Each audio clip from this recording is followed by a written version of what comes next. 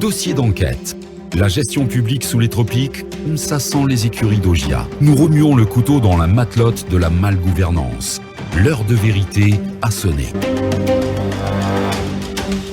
Déclenchement général de l'électricité du 12 mai, quand la Guinée frôle la catastrophe, je le disais tantôt, les populations de la capitale et des localités environnantes desservies par EDG, dont une panne géante sur le réseau de distribution du courant électrique a failli provoquer l'apocalypse. C'était dans la nuit du 12 mai dernier, suite à une rupture d'une bretelle de continuité sur un pylône du réseau électrique. Et dire que nous ne sommes pas encore à l'abri de tels désagréments susceptibles d'entraîner des dégâts qui dépasseraient l'entendement ne serait pas jouer les Cassandres. Il est donc grand temps pour le département de l'énergie et de la direction DDG de prendre le taureau par les cornes pour sauver la situation, n'est-ce pas, Akumba Diallo? Oui, Wouri, il n'est pas exagéré de dire qu'il a été constaté par les habitants de Conakry, ce qu'on appelle le Grand Conakry. Donc, ceci a été constaté le 12 mai 2022. Un déclenchement général ayant entraîné une interruption de l'alimentation de l'énergie électrique dont le motif serait, selon plusieurs techniciens, la rupture d'une bretelle de continuité sur un pylône de l'ancienne ligne de Sandi-Kavé à Frigiadi, localité située dans la préfecture de Koya. Je sais que vous connaissez Conakry, mais je ferai juste cette précision.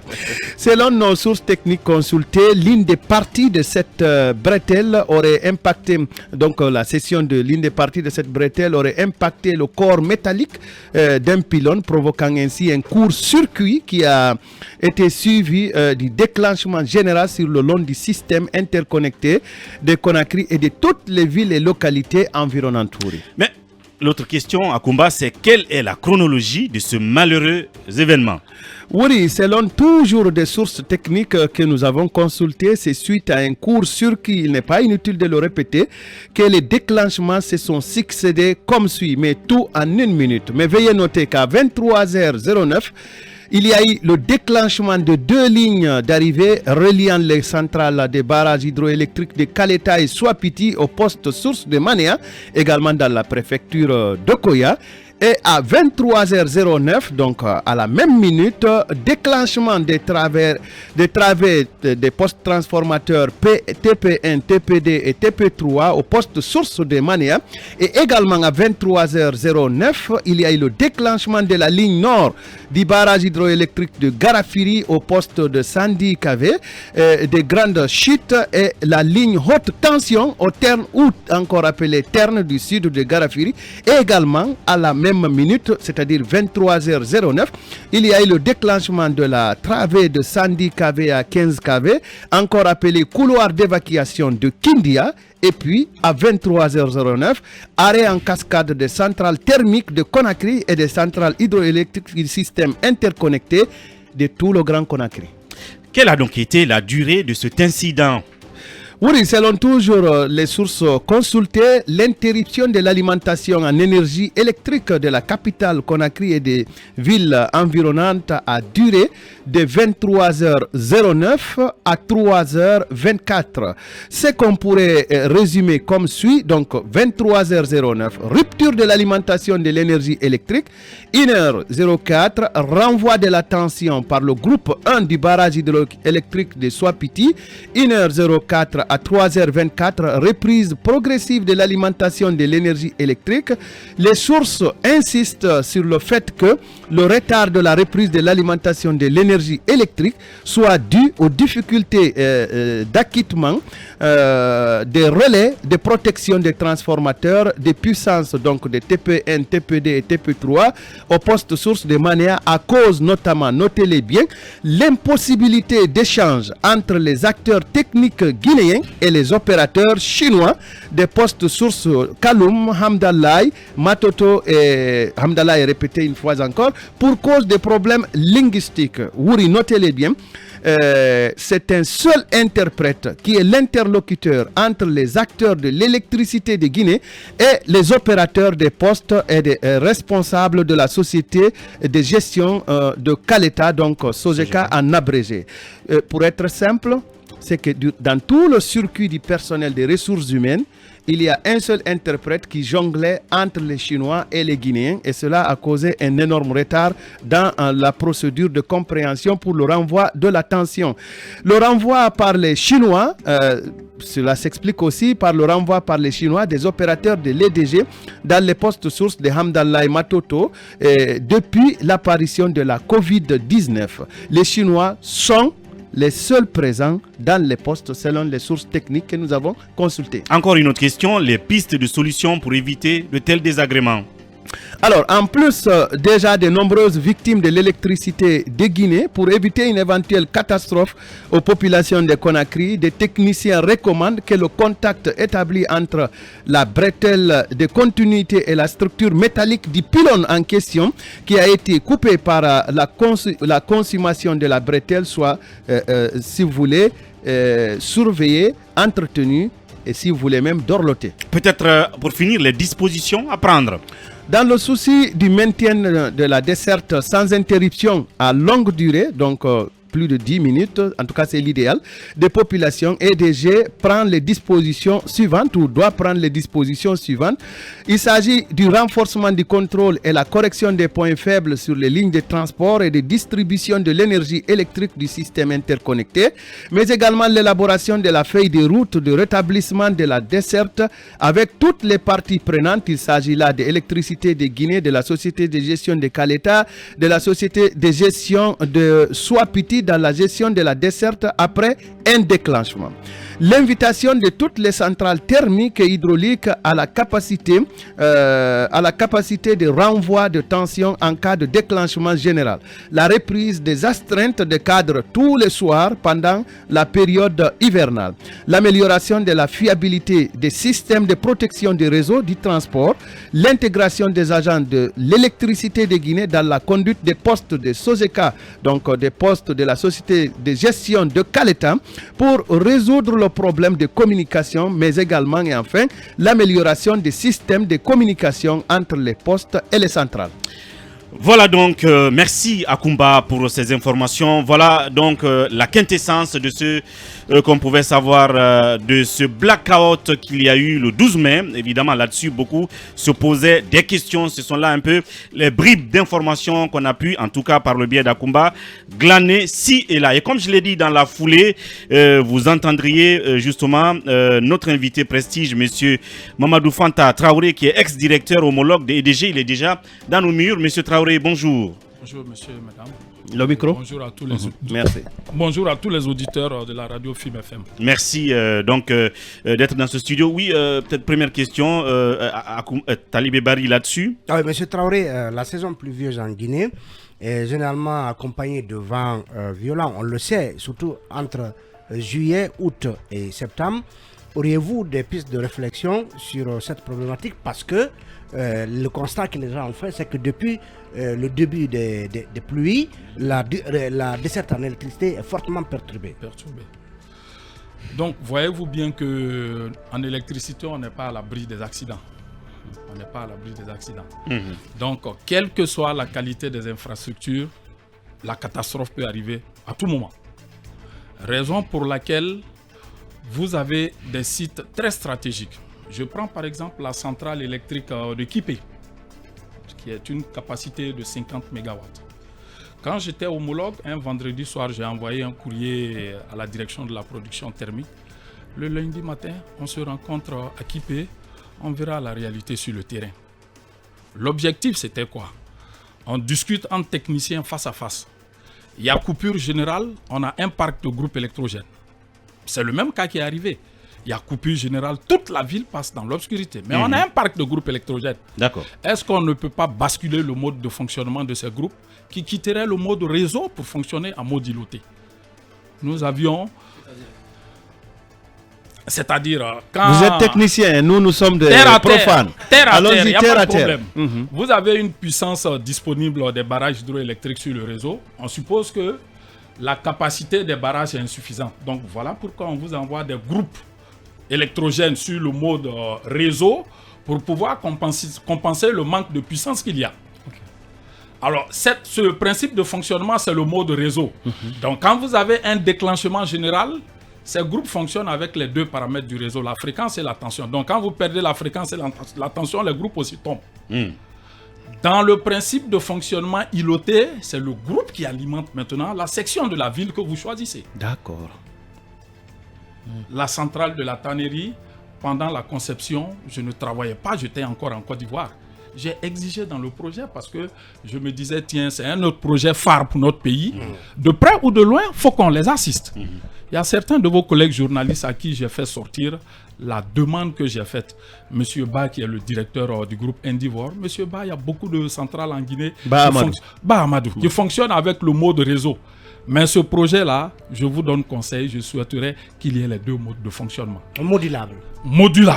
Oui, d'ailleurs, la conception de la centrale de la tannerie, c'était pour venir en relais en cas de déclenchement général aux unités industrielles, si j'ai bien compris. Est-ce que cette centrale même a été réceptionnée? Je ne crois pas. Jusque-là. Elle est opérationnelle, ça fait plus d'1 an, elle n'a jamais été réceptionnée. Est-ce que le mode de renvoi de la tension a été testé? Je ne crois pas. Alors donc, étant homologue à EDG, je prends principalement la centrale de Kipé, où sur site, j'ai émis l'idée qu'on fasse la configuration, qu'on puisse faire fonctionner cette centrale en mode îloté. Après, je les ai emmenés encore sur le site stratégique de Anta, où il y avait une centrale thermique du CNDD qui a été démontée pour envoyer à Cancan. Je tenais que cette centrale soit active. Parce que, comme je le dis, les accidents en électricité, tu ne peux pas les maîtriser. Donc, le jour où il y a un autre accident, au lieu que la ville fasse 2, 3 ou une semaine, je me souviens très bien, en 2007, quand je partais à Dubaï, à Lansana Barrage, on a perdu notre transformateur. Le quartier a mis 9 mois sans électricité. Avant d'en avoir, ouais. Le quartier a mis 9 mois. Donc, quand il y a un problème dans un poste source, c'est fini. Il n'y a pas de solution de recours. Voilà pourquoi si cette centrale de Anta avait été maintenue, fonctionnant en mode réseau, il y a un accident, on bascule, on fonctionne en mode îloté. La centrale de Anta, elle aurait pu supporter toute la zone de Dabompa, Tombolia, jusqu'à Lansana Barrage, toute la zone de Sonfonia. Là, elle serait en train de fonctionner en mode îloté. Idem pour la centrale de Kipé, qui est une zone stratégique où il y a l'ambassade des États-Unis, il y a la télévision, il y a une partie de Hamdallah, il y a une ligne qui peut aller vers l'aéroport, vers le camp Alpha, toute la zone de l'hôtel. Parce que tenez-vous bien, même l'aéroport international, Ahmed Sékou Touré, était dans le blackout. Oui, c'est quand même un lieu sensible. Ça encore, c'est quelque chose d'autre. L'aéroport a des groupes électrogènes qu'on doit positionner en mode automatique. Et ça n'a pas fonctionné. Ben, si ça ne fonctionne pas, il y a des cadres là-bas, je pense, qui sont de bons ingénieurs. Là. J'ai confiance en eux. Attendez, si moi je vous suis bien, ça veut dire que toute la planification technologique que vous aviez établie avant de quitter, vous avez l'impression qu'elle ne marche pas aujourd'hui? Vous avez l'impression qu'elle n'a pas été utilisée? Ça n'a pas été pris en compte. Ça n'a pas été pris en compte. Est-ce que vous êtes en train de nous dire que par rapport à la consommation énergétique, pour passer à la question suivante, est-ce que vous êtes en train de nous dire qu'il n'y a pas à miser que sur l'hydroélectricité à 100%? Le réchauffement climatique, qu'on le veuille oui ou non, nous sommes dedans. Hein. Nous sommes dedans. Aujourd'hui, en Guinée, il pleut en réalité combien de temps? La pluie, pour moi, j'ai mis plus de 10 ans à faire ces calculs élémentaires. La pluie, maintenant, c'est juillet, août, septembre. Vrai ou faux? On a pratiquement 3 mois de pluie. Donc, dans un pays, quand tu focalises ta production d'énergie sur l'hydroélectricité, dans une région où tu reçois 3 mois de pluie, je ne sais pas le jour où on sera exclusivement interconnecté. La pluie s'arrête en septembre. Tu commences à déstocker de l'eau. Octobre, novembre, décembre, janvier, où tu rentres dans la période critique, qu'est-ce que tu auras? On va reconnaître encore les mêmes délestages. Voilà pourquoi nous avons demandé qu'il faut, comment on appelle ça, l'expression, il faut mixer le système de production énergétique. Ouais. Quand on va aller plus loin, prenez un pays comme la Côte d'Ivoire. La capacité de production thermique ivoirienne, elle est de 70%. Comparativement à la capacité de production hydraulique qui est de 30%.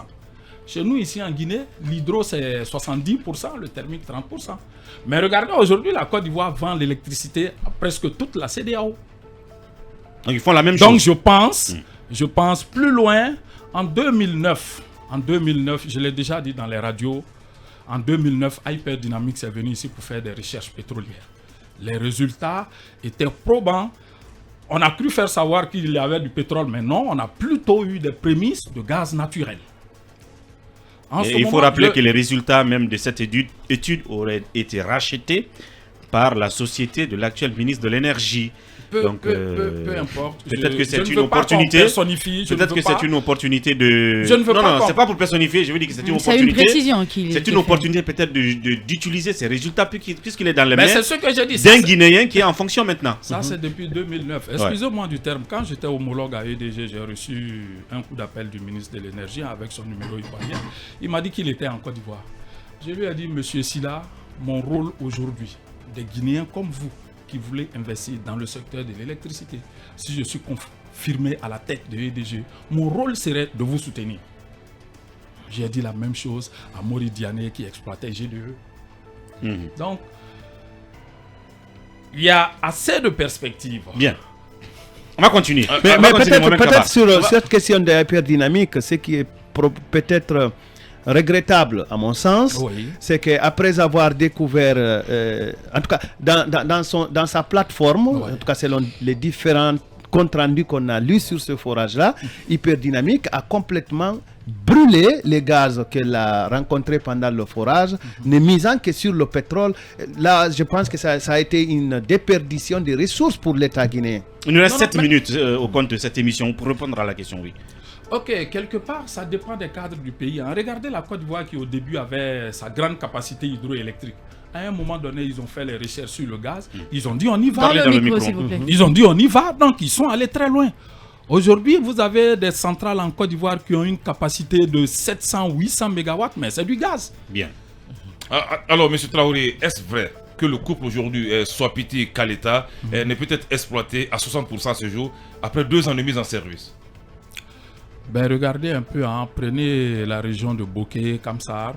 On fait vraiment 2 grosses infrastructures, 240 MW et 450 MW. Ça fait pratiquement 680 MW. Vous avez Bokeh qui est à côté, qui n'a pas l'électricité. La CBG qui est un bon payeur. Quand tu es ingénieur, tu fais de la planification. Ça, c'est des choses, tu n'as pas besoin qu'on te dise, voici où est-ce que tu vas aller. On devait mettre des lignes en priorité pour toute cette zone minière. Regardez aujourd'hui, Kolabouin, on brûle toujours des zones industrielles. On empêche le train de rouler simplement parce qu'on n'a pas fait de la prévision. Et en quelque sorte, CBG, c'est un bon payeur. CBG, c'est un bon payeur. Donc voilà, ça n'a pas de sens. Mais la question, pourquoi on ne peut pas exploiter ces 2 barrages de 60%? Est-ce que c'est vrai? Et quelles sont les raisons? Les raisons, c'est ce que j'explique. Vous avez cette question de charge en bout de ligne. Ça veut dire quand tu conçois, c'est comme si tu commandais un véhicule de 60 tonnes et puis tu mets 20 tonnes dedans. Je me dis pourquoi tu as commandé alors 60 tonnes? Certainement, on est en train de faire de la prévision, mais ça devait se faire avant. Ça devait se faire avant. Les 2 barrages étant opérationnels, il faut qu'il y ait des clients en bout de ligne. Bien. Et alors, est-ce que les capacités installées à nos jours peuvent industrialiser le secteur minier guinéen, sachant que c'est un des secteurs les plus importants de notre économie? Parce que vous avez parlé tantôt de la CBG. Industrialiser le secteur minier, c'est très important. Mais vous savez, quand vous utilisez les barrages hydroélectriques pour travailler avec des grandes usines de sidérurgie, les raffineries, les paramètres du réseau... Avec l'ambition de l'actuel président de la transition. Les paramètres du réseau s'affectent de façon considérable. Voilà pourquoi il faut toujours venir avec des centrales thermiques pour pouvoir stabiliser les paramètres du réseau. Les groupes hydrauliques, à eux seuls, ont une dynamique lente. Ça, je le dis très bien, quand vous rentrez dans les grands domaines de l'énergie, en anglais on dit high level expertise. Quelqu'un qui sort d'une école quelconque ne peut même pas savoir de quoi il s'agit. Voici en fait la vraie réalité. Il faut avoir suffisamment d'expérience, il faut avoir exercé dans le domaine de façon approfondie pour pouvoir ressortir ces handicaps-là. Bien. Alors, oui, une autre question peut-être, Talibé, cabinet. Akoumba faisait état tantôt des difficultés de communication entre les Chinois de la société de Sogeka et le reste du personnel de... Ça, c'est la triste réalité, parce que j'ai travaillé dans toute la CEDEAO, aller jusqu'à Madagascar, Dubaï, l'Angleterre et tout ça. Malheureusement, c'est le seul pays où le transport de l'énergie est entre les mains d'autres personnes. Ça veut dire c'est une question de souveraineté. Moi, c'est vrai que l'État n'aurait jamais c'est comme si on devait laisser l'armée guinéenne aujourd'hui, on va prendre des Vietnamiens, on vient faire de... C'est quelque chose que je ne peux pas concevoir. Excusez-moi, Peut-être que je suis révolutionnaire, mais c'est quelque chose que je ne peux pas concevoir. D'accord. Ça me blesse le Parce cœur. que pour vous, parce que donc, c'est Ça, assez c'est sensible. inacceptable. C'est inacceptable. Que le Monsieur transport- Traoré, Que le transport soit Le- entre les mains d'autres personnes. C'est quoi les risques? Quel que soit le contrat, peu importe, quel que soit le contrat, c'est notre souveraineté. Mais une gestion mixte, non? La SOGEC, la SOGES. Je vous dis, c'est notre des gestions souveraineté. C'est notre Mais là, on pense que souveraineté. c'est les Chinois seuls qui ont, Le dessus. qui ont, si vous voulez, la capacité de manœuvrer. Mais M. Traoré, le système que vous avez décrit ici, il n'est pas mis en place, je l'imagine. Hein. Je parle en tant que profane une fois encore. Le système de relais, de renvoi rapide, le fonctionnement par îlot. Et si c'était un ennemi qui procédait à un tel déclenchement général, on aurait eu que nos yeux pour pleurer? Ou est-ce que un tel déclenchement et le problème dans le rétablissement, dans le renvoi de la tension peut un jour, je ne suis pas alarmiste, peut un jour créer des incendies énormes? Je ne le souhaite pas. Ben, bon, en quelque sorte, quand il y a un déclenchement, la communication, elle est très importante. Les erreurs de communication ne peuvent pas affecter et qu'on parle d'incendie. D'accord. Mais qu'on s'en garde, le jour où il y a incendie dans un poste, c'est fini. S'il y a incendie dans un poste, il n'y a plus d'électricité. Bien. Et un transformateur de puissance de 100 MVA ou bien de 70 MVA, ça ne se déplace pas comme des arachides. Il va falloir de la grande logistique, donc c'est des mois de coupure. D'accord. Maintenant, un conseil peut-être, quelle est votre vision rapidement, certainement? En 30 secondes. Pour nous résumer, quel aurait été, vous avez été homologué par la Guinée pour pour que quand le blanc quitte, le blanc de la société, c'est Veolia, pour qu'il quitte et que vous repreniez En 30 secondes, s'il vous plaît. la marche. Cela n'a pas été le cas, mais en tant que Guinéen, quel est votre message, quel est votre conseil? Bon, le conseil, ce pays, honnêtement, aujourd'hui, nous sommes une équipe de jeunes cadres dynamiques. Tous ceux qui sont dans le secteur de l'énergie, on se connaît parfaitement bien. Fallait juste créer une vraie synergie, qu'on mette les gens. Vous êtes des jeunes, travaillez tous ensemble. On se connaît très bien, on aurait apporté ensemble de bons résultats. Parce que quand nous sommes avec les gens qui ont plus de 60 ans, on peut se mentir. Bien. Mais nous qui nous connaissons, quand on se parle face à face. Monsieur Mamadou Fanta Traoré, ex-directeur homologue de EDG, ce n'est qu'un début. Nous aurons bien besoin de lui ici dans cette émission pour continuer à parler d'électricité. Et pourquoi pas, si tout va bien, cette semaine, on pourrait bien avoir le ministre de l'énergie, puisque beaucoup lui tapent dessus, comme s'il était le seul responsable de tout ça. On verra bien. Merci à toute l'équipe derrière la baie vitrée, Ibrahima Babé Diallo et Khalil Awada. On se retrouve demain pour continuer l'aventure. Mirador, la grande messe de l'investigation journalistique, la plus grande tribune politique de la Guinée. Avec Aboubacar Diallo, Talibé Bari, Mamadou Ouri Diallo, Akoumba Diallo, Kabinet Fofana, Mohamed Kaba, Ibrahima Lincoln Souma, Mamadou Diambalde.